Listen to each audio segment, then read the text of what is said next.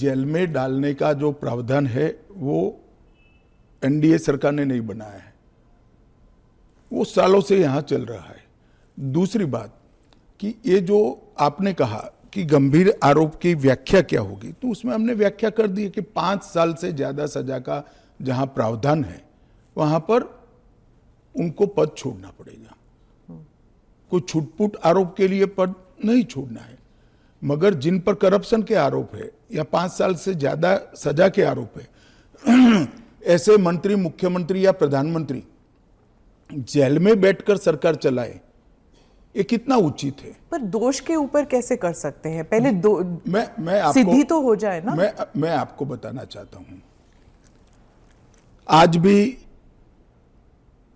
भारत के जन प्रतिनिधित्व कानून जो है उसके अंदर प्रावधान है कि किसी भी चुने हुए प्रतिनिधि को 2 साल या इससे अधिक समय के लिए सजा होता है तो वो अपने स्थान से मुक्त हो जाएंगे सांसद के रूप में। अब उस पर हाई कोर्ट की अपील बाकी है, इस पर सुप्रीम कोर्ट की अपील बाकी है, मगर एक मॉरल ग्राउंड तय करने के लिए कानून आजादी मिली तब से बना है। इस पर भी आर्गुमेंट होता है कि भाई वो हाई कोर्ट से छूट जाएंगे, वो सुप्रीम कोर्ट से छूट जाएंगे, क्योंकि अपील फाइनल नहीं हुई है। तो जैसे ही छूटते हैं उनकी सदस्यता रिवाइव हो जाती है।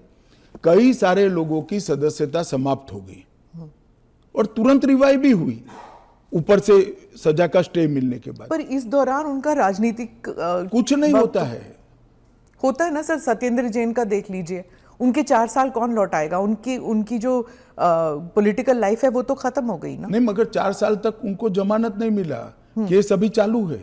हाँ, तो पर उसके बाद सीबीआई का जो रिपोर्ट है वो कोर्ट ने एक्सेप्ट कर लिया ना।